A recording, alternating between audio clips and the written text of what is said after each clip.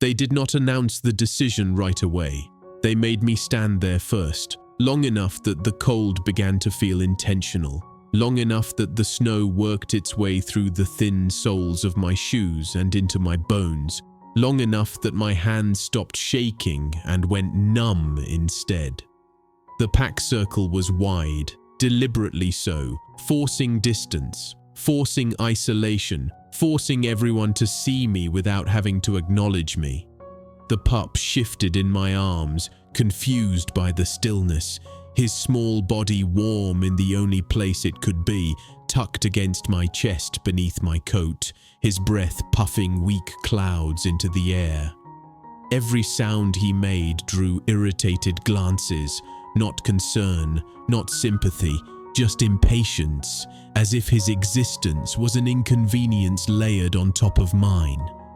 I lowered my head slightly, not in submission, but to shield him from the wind, angling my body so the worst of it hit me first. No one told me to do that. No one thanked me for it either. The elders stood together, cloaks heavy with fur, faces unreadable in the way of people who had practiced not being moved by suffering. The Alpha King stood just behind them, close enough that his authority hovered over the space, far enough that he could pretend distance absolved him of responsibility. I didn't look at him again. I had already made that mistake once earlier, had already seen the way his eyes slid past me like I was something already decided, already lost. The head elder cleared his throat, a small sound that carried unnaturally far in the frozen air, and when he finally spoke, his voice was calm, measured, almost gentle, the way someone speaks when they believe their judgment is beyond question. He said the word rejected like it was a description rather than a sentence, like it explained everything that followed. Rejected Omega, as if that alone justified what came next. The pup whimpered softly, a thin, broken sound, and I felt the shift in the crowd immediately, the subtle tightening, the collective irritation. Someone muttered something under their breath about noise. Someone else suggested I quiet him. I adjusted my grip instead, pressing him closer, feeling his frantic heartbeat under my palm, feeling the way his body shook not from cold, but from hunger and fear. I had found him 3 days earlier, half buried in snow behind the storehouse, crying until his voice failed, and even now I could still hear that sound echoing in my head. I had fed him because there was no one else. I had hidden him because I knew what they would do if they saw him. I did not say any of that out loud. No one had asked. You violated protocol, the elder continued. You acted without authorization. You took resources meant for the pack. I did not deny it. Denial implied regret. Regret implied I would do it differently if given the chance. I wouldn't. He would have died, I said quietly, not raising my voice, not arguing, simply stating a fact. The murmurs sharpened. I felt the Alpha King shift behind the elders, felt the weight of his attention settle briefly on the pup, then on me, then pull away again. The pause stretched, just long enough for something like hope to flicker in my chest before I crushed it myself. I knew better than to trust silence. The judgment stands, the elder said. Exile. The word landed heavier than the cold. Exile meant more than removal. It meant no protection, no supplies, no claim to territory. It meant winter. It meant wolves. It meant they expected me not to come back. Escort her beyond the eastern boundary, the elder added after a moment, then paused as if considering mercy. No provisions. The pup cried then, louder this time, startled by the shift in my breathing, and that sound, more than anything else, seemed to seal it. The Alpha King's jaw tightened. He looked away. The gates opened with a scream of iron, cold air rushing in like a living thing, and for a gestured sharply, impatient, and I turned. I walked. Each step away from the circle felt unreal, like crossing a line I hadn't known was permanent until it was already behind me. Snow swallowed my tracks almost immediately. I did not look back when the gates closed. I didn't need to. I already knew no one was following. The forest closed around me faster than I expected. Sound dampened first, the pack's presence fading until there was nothing but the crunch of snow beneath my feet and the uneven rhythm of my breathing. The pup stirred again, his small body pressing closer to mine, instinctively seeking warmth, and I adjusted my grip automatically, angling him so his head rested against the hollow of my throat. My arms already ached, muscles tight with cold, but I didn't loosen them. I couldn't. Letting go wasn't an option. Not now, not ever. The eastern boundary markers appeared and vanished behind me without ceremony, rough-hewn posts half buried in snow, symbols of a protection I no longer had. Once I crossed the last one, the air felt different, heavier somehow, like the forest itself was aware that I was no longer claimed by anyone. I didn't have a destination. That truth settled slowly as the packlands fell farther behind me. I knew the terrain well enough to avoid cliffs and frozen streams, but beyond that, I was moving on instinct, following the shallow slopes where the wind cut less sharply, choosing paths where the trees grew closer together. Snowflakes caught in my hair, melted, refroze. My toes burned, then went numb. The pup whimpered softly, his hunger stronger than his fear now, and guilt pressed down on me with every step. I had fed him what little I could before they found us. It hadn't been enough. It was never enough. As the light began to fade, memories surfaced uninvited. The first night I'd heard him crying, the way the sound had threaded through the darkness until I couldn't ignore it anymore. I'd been tired that night, bone-tired from work, from being overlooked, from existing quietly where no one noticed unless something went wrong. I remembered standing in the snow behind the storehouse, telling myself to walk away, reminding myself of the rules, of what happened to Omegas who overstepped, and then I remembered crouching down anyway, my hands shaking as I brushed snow from his fur, the way his cries cut off abruptly when he felt warmth for the first time. That memory stayed with me as the forest grew darker, as the wind picked up, as the cold became something sharp and constant instead of a distant threat. Night fell quickly, too quickly. I found a shallow hollow between two fallen trees, their trunks forming a crude barrier against the worst of the wind, and sank down with a breath I hadn't realized I was holding.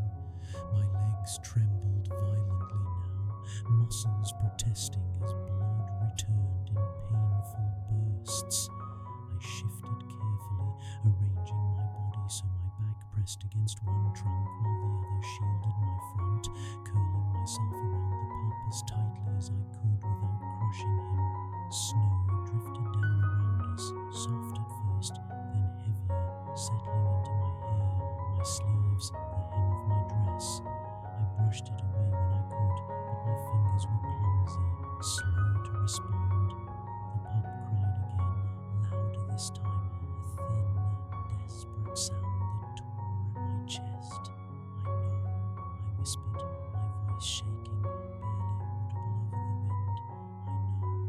I pressed my lips to the top of his head, breathing warmth into his fur, rubbing his small back in slow circles the way my mother had once done for me when storms rattled the walls of our old cottage. I sang under my breath, not a song anyone else knew, just a low, broken melody made of memory and hope and apology.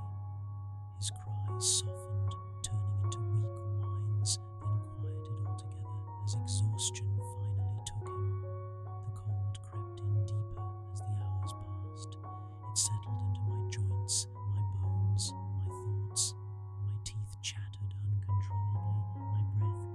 shallow gasps that burned my lungs. I forced myself to stay awake, counting breaths, counting heartbeats, anything to keep my mind from drifting too far. I knew what sleep meant out here. I knew how easy it would be to close my eyes and let the cold take over, to let everything slow and soften until there was nothing left to feel. The pup shifted again, his small body trembling, and I tightened my arms around him instinctively, anchoring myself to the weight of him, to the simple fact that he needed me. Sometime deep in the night, my thoughts turned inward, despite my efforts to keep them focused. I thought about the Alpha King, about the way he hadn't spoken, about how silence from someone with power could be louder than any sentence. I wondered if he was warm. I wondered if he had already convinced himself that exile was mercy compared to execution.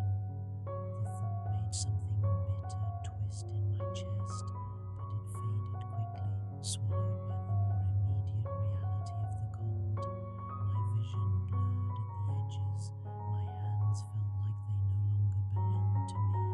The pup's breathing was faint but steady against my throat, and I clung to that rhythm like a lifeline. I drifted in and out of awareness, never fully asleep, never fully awake, caught in a strange in-between where sensation came before meaning.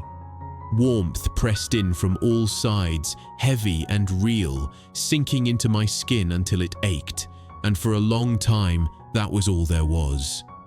Then sound returned. Footsteps, low voices, the crackle of fire. I tried to move and pain flared, sharp enough to pull a breath from my lungs. Someone noticed immediately. Hands steadied me, firm but careful, guiding me back when my body tried and failed to sit up. I smelled herbs and smoke and clean water, scents that didn't belong to the forest. Stone beneath my back, a roof overhead. I was inside, alive. The realization came slowly, settling with equal parts relief and disbelief. My first coherent thought was the pup, panic spiking as my arms tightened around empty air. And before I could speak, before I could even draw a full breath, a quiet voice said, "He's here." I turned my head as much as my stiff neck allowed and saw him lying beside me on thick blankets, wrapped in fur, his small chest rising and falling in shallow but steady breaths. Alive. The tension drained out of me all at once, leaving behind a bone-deep exhaustion that made it hard to keep my eyes open. The Alpha King stood near the fire, far enough away that he wasn't crowding me, close enough that I knew he hadn't left. He wasn't wearing his crown. His hair hung loose, shoulders tense, sleeves rolled up like he'd forgotten himself. He didn't speak right away. He waited, watching my breathing even out, watching the way my hand moved automatically to rest against the pup's side. "You nearly died," he said finally, not as an accusation, not as a reprimand, but as a fact that still unsettled him. My throat burned when I tried to answer. "Yes," I managed. The word felt small compared to what it represented. He nodded once, as if confirming something to himself. "You should have," he added quietly. "There was no reason for you to survive that night." I didn't argue. "I stayed awake," I said after a moment, my voice hoarse. "He needed me." Something shifted in his expression then, subtle but unmistakable. He moved closer, crouching near the edge of the blankets, careful not to touch either of us without permission. "The healers found traces of wolfsbane," he said, "silver, treated and embedded, slowly poisoning him." My stomach twisted, nausea rising sharp and fast. "Someone did this on purpose," I whispered. He met my eyes. "Yes." Silence followed, heavy and suffocating, broken only by the fire and the pup's faint breathing. "You weren't punished punished for defiance," he continued. "You were removed because you saw something you weren't supposed to survive seeing." The words settled over me like fresh snow, cold and undeniable. I thought of the elders' calm faces, of the way no one had questioned the sentence, and something in my chest hardened. "What happens now?" I asked. He didn't answer immediately. When he did, his voice was lower. "Now," he said, "I find out how deep this goes." The howl cut through the trees like a blade, deep and resonant, carrying authority that made the forest itself seem to pause. It wasn't the frantic call of a lone wolf or the territorial warning of a patrol. This was deliberate, controlled. It rolled across the snow and settled into my chest, vibrating there, rattling something loose inside me. The pup reacted instantly, his small body jerking awake, a thin, frightened cry tearing from his throat as he pressed closer to me. I felt it then, the full weight of panic, sharp and sudden, slicing through the fog of cold and exhaustion. Wolves, not scavengers, not chance. I tried to stand, to shift my weight, to put myself between whatever was coming and the pup. But my legs wouldn't cooperate. They felt like dead things attached to my body, useless and heavy. Snow exploded from the underbrush as shapes emerged from the grey light, dark against the white, moving fast and with terrifying precision. Black wolves, massive and disciplined, spreading out instinctively, cutting off every direction at once. I counted without meaning to. 1, 2, 4, more behind them, just out of sight. A war unit. My heart hammered painfully, breath tearing in and out of my lungs as I curled tighter around the pup, lowering my head, not in submission, but in instinctive protection. If this was how it ended, I would not make it easy. They stopped just beyond the fallen trunks, forming a loose perimeter. None of them rushed. None of them lunged. Their eyes were fixed on me, bright gold against dark fur, assessing, alert, restrained. The silence stretched, broken only by the pup's soft cries and the distant creak of trees shifting in the cold. Then, one wolf stepped forward, larger than the rest, his presence heavier, more oppressive, like gravity itself had bent toward him. I knew him immediately, even through the haze of pain and fear. The Alpha King. He froze when he saw us, not because of me. I understood that instantly. It was the pup that caught him, the way I held him, the way his small body was still moving, still alive, pressed against my chest. The Alpha took another step forward, slow now, cautious, as if afraid sudden movement might shatter something fragile. He lowered his head slightly, nostrils flaring as he took in our scent, the blood, the cold, the faint metallic trace that clung to the pup's fur. A low sound rumbled from his chest, not quite a growl, not quite a howl. Confusion, shock, something darker beneath it. He shifted in a blur of motion, bones cracking, fur retreating, until he stood human again in the snow, boots sinking deep as he dropped to his knees without hesitation. The suddenness of it startled me more than the wolves had. An Alpha King did not kneel, not in front of his warriors, not in the open forest, not for an Omega who had been exiled the night before. His hands hovered for a moment, uncertain, then moved carefully to the pup, fingers gentle despite their size as he checked for breath, for warmth, for life. "He's alive," he whispered, the words breaking slightly, like he hadn't expected to be able to say them. "Moon above. He's alive." I tried to speak, to tell him something, anything, but my throat closed around the words. My vision tunneled, the edges darkening as the last of my strength drained away.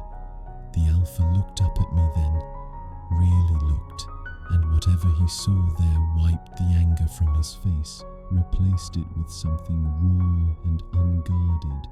He bowed his head, pressing his forehead into the snow, breath fogging around him. "I failed you," he said hoarsely. "I failed you both." The forest seemed to hold its breath. The wolves shifted uneasily, unease rippling through the unit at the sight of their leader on his knees. I barely registered it. The world tilted, sounds fading, the alpha's voice stretching and distorting as the cold finally claimed its victory. The last thing I felt was the pup's small body being lifted carefully from my arms, warm hands replacing my numb ones, and then everything went dark. They did not let me leave the room for 2 more days, not because I was being punished, and not because anyone said I couldn't, but because every time I tried to stand for longer than a few minutes, my vision dimmed and my knees threatened to fold.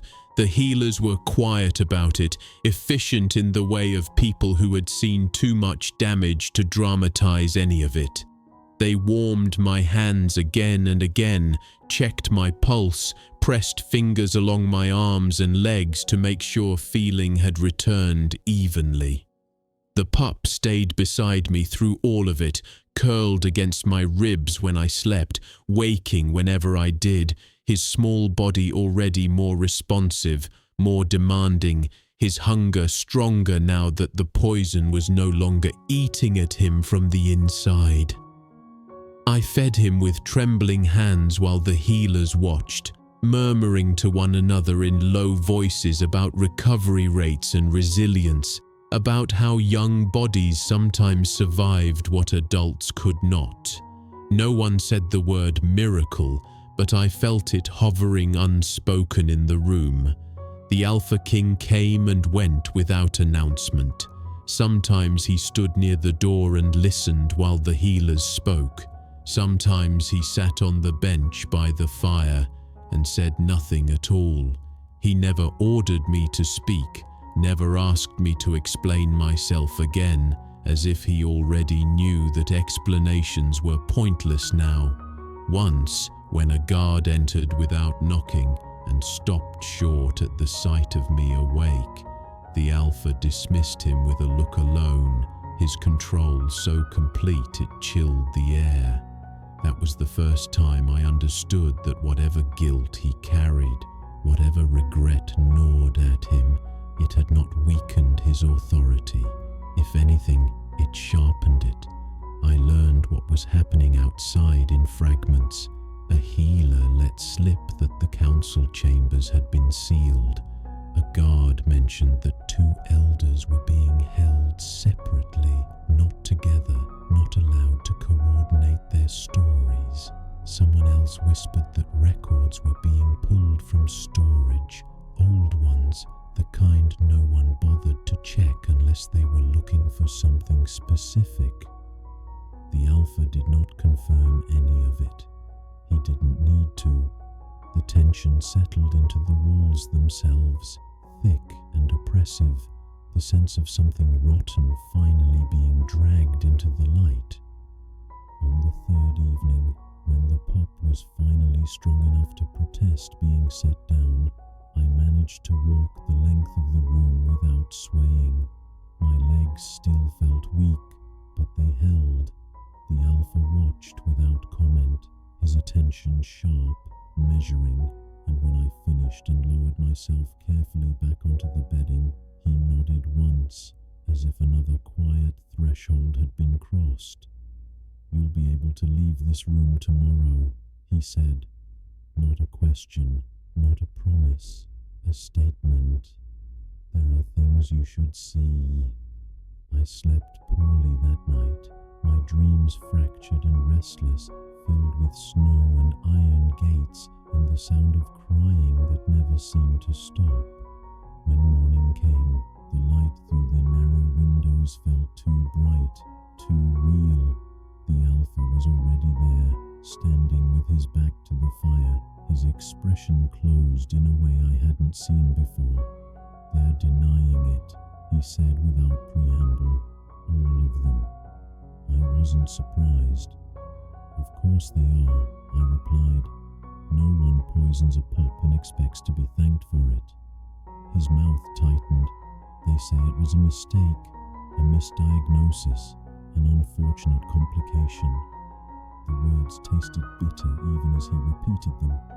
"They say you interfered." I looked down at the pup, now gnawing determinedly on my sleeve, alive and stubborn and very real.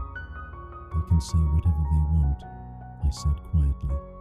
"It won't change what he was." The alpha's gaze followed mine, resting on the small wolf with an intensity that made his jaw flex. "No," he agreed, "it won't." He straightened then, something decisive settling into his posture. "They underestimated one thing," he continued. "They assumed you wouldn't survive long enough to matter." I met his eyes. "And now?" He held my gaze for a long moment. "Now," he said, "they have to answer to both of us."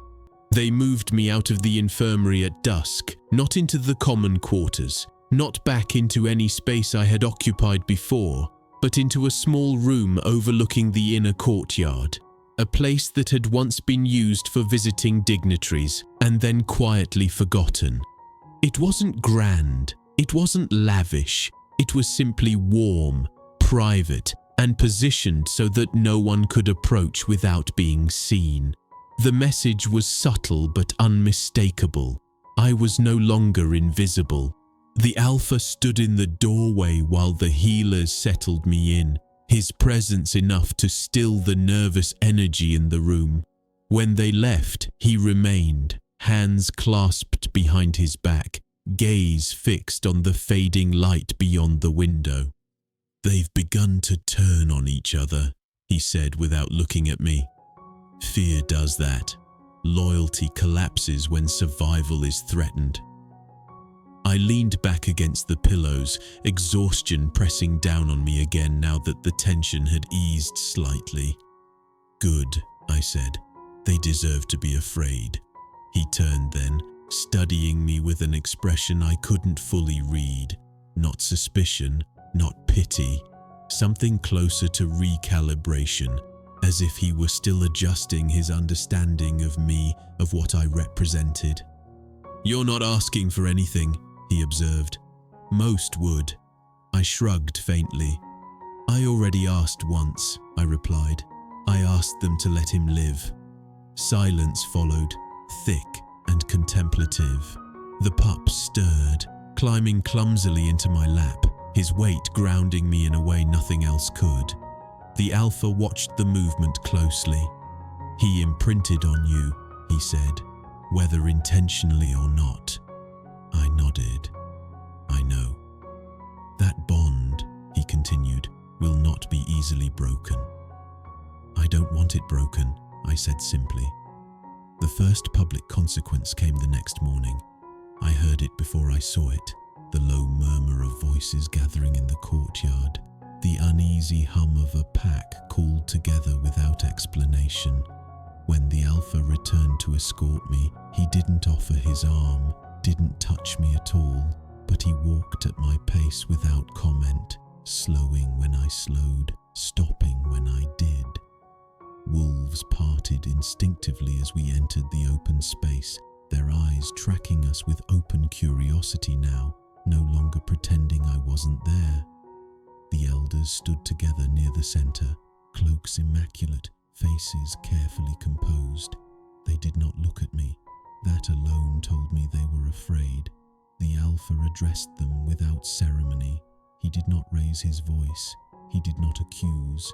He stated facts, records altered, medical reports falsified, wolfsbane smuggled into pack stores under the guise of treatment supplies, a pup left to suffer so that his weakness would appear natural, inevitable. With each detail, the murmurs grew louder, shock rippling outward as understanding spread. When one elder attempted to interrupt, the alpha silenced him with a single look. "You do not speak," he said evenly, "until I am finished." The courtyard fell silent. They believed, the Alpha continued, that removing an Omega would remove the risk. His gaze flicked briefly to me, then returned to the elders. They believed compassion was expendable. He paused, letting the words sink in. They were wrong. 2 elders were stripped of rank on the spot, their authority revoked in front of the pack they had once ruled unquestioned. Another was taken away in silence, his guilt already decided by the evidence laid bare. There was no spectacle, no satisfaction in it, just a heavy finality that settled over everything. When it was over, no one cheered, no one celebrated. The pack dispersed slowly, unease trailing behind them like a shadow. As the Alpha turned away, I felt the weight of countless eyes on my back, measuring, reassessing, wondering what it meant that I still stood beside him. The Alpha glanced down at me as we walked back inside. "This doesn't make things easier for you," he said quietly. "No," I agreed.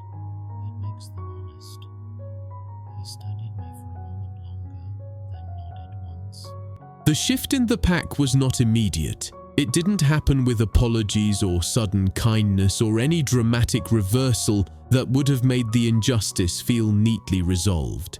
It came instead in hesitation, in the way conversations paused when I passed, in the way eyes followed me openly now instead of sliding away.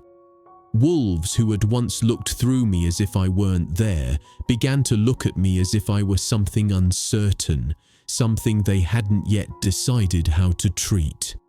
That uncertainty was its own kind of tension, heavy and constant, and I felt it everywhere, even within the walls of the room the Alpha had given me.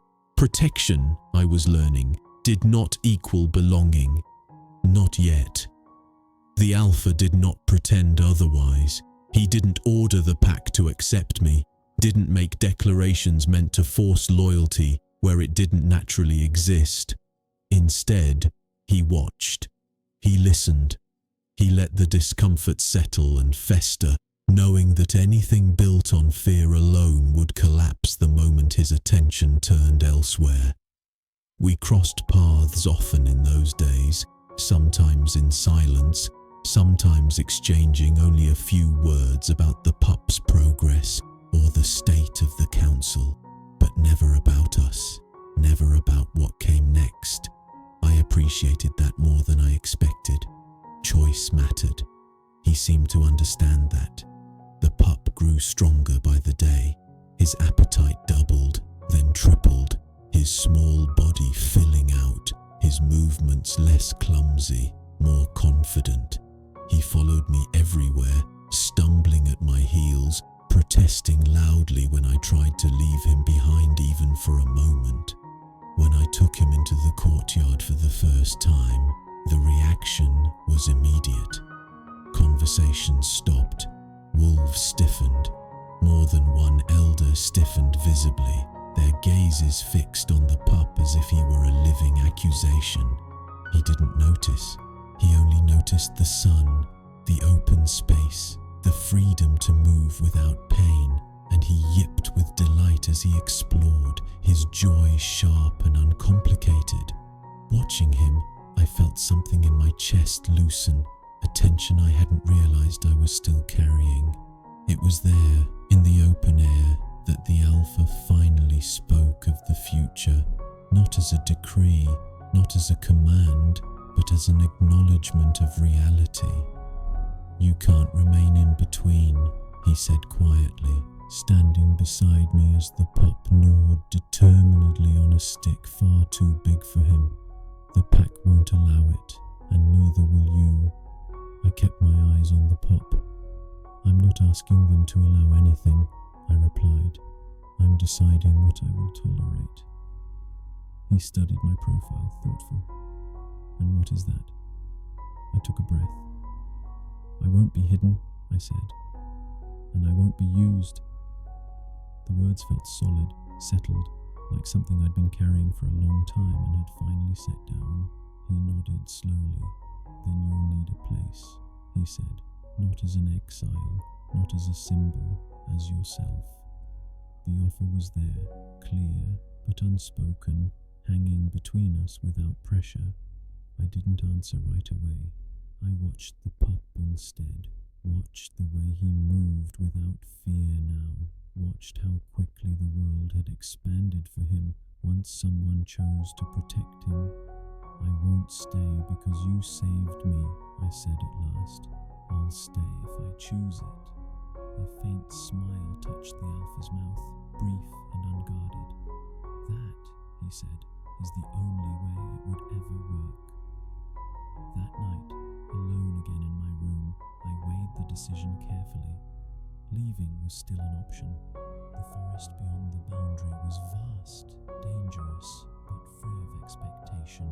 Staying meant scrutiny, resistance, the slow work of carving space where none had existed before. The pup slept curled against my side, warm and trusting, utterly unaware of the choice resting on my shoulders. I rested my hand on his back, feeling the steady rise and fall, and understood then that the decision had already been made, not out of obligation, not out of gratitude, but because running no longer felt like survival. It felt like erasing myself all over again. In the morning, when the alpha asked, I answered without hesitation. I didn't say it in the council chamber or in front of the pack. I said it quietly, in the corridor outside the courtyard, where the stone still held the night's chill, and the only witness was the pup tugging insistently at the hem of my dress. The alpha stopped when I stopped, turning to face me without impatience, without expectation. "I'll stay," I said, my voice steady despite the weight of the words. "But not as something you rescued." He inclined his head slightly, acknowledging the distinction. "Then you'll stay as someone who chose," he replied. That was the first time it felt like the ground beneath us was level. The days that followed were not easier, but they were clearer. The pack watched me constantly, some with suspicion, some with reluctant curiosity, a few with something that bordered on respect. I worked when I was able, not because I was told to, but because idleness drew too much attention, and because I needed to prove something to myself as much as to anyone else. The alpha didn't assign me tasks. He let the routines reform around me naturally, let the pack adjust to the fact that I was no longer invisible, no longer expendable. When mistakes happened, and they did, he corrected them quietly, firmly, without spectacle. The message spread faster that way. The pup became my shadow. He grew quickly, his fur thickening, his legs stronger, his presence impossible to ignore. Children stopped to watch him play. Warriors paused to make space for him when he barreled through the halls with uncoordinated enthusiasm. More than once, I caught wolves reaching out instinctively to steady him when he stumbled, then stopping short, as if surprised by their own reflex. Those moments mattered more than any decree. They were small, unremarkable, and real. One afternoon, as the first signs of thaw softened the edges of winter, the alpha joined me on the low wall overlooking the outer grounds. We stood in silence for a long time, watching the pack move below us, watching life continue in its uneven, imperfect way. "They won't forget," he said eventually, "what was done or who was responsible." I nodded. "I don't want them to," I replied. "Forgetting is how it happens again." He considered that, then gave a small nod of agreement. "You've changed this pack," he said. I shook my head. "No," I corrected. "I survived it." When night fell and the castle settled into its quieter rhythms, I returned to my room with the pup tucked against my side, his weight familiar and reassuring. I thought about the forest, about the cold, about how close everything had come to ending there. I thought about the alpha, about the way power looked different now that I'd seen what it cost to wield it responsibly. None of it felt simple, none of it felt finished, but for the first time since the word rejected had been spoken over my head like a curse, the future didn't feel like a threat waiting to happen. It felt like something open, something I was allowed to shape. I lay down and listened to the pup's breathing slow as sleep claimed him, steady and strong, and let my own eyes finally close without fear of what the night might bring. Change, I learned, did not announce itself. It settled in quietly, in habits and expectations, in the small ways people adjusted without admitting they were doing so. The pack no longer fell silent when I entered a room, but neither did conversation resume easily. Instead, voices lowered, pauses lengthened, as if everyone were waiting to see what I would do next, how much space I would take. I took only what I needed. That, too, unsettled them. Power that didn't demand recognition was harder to place.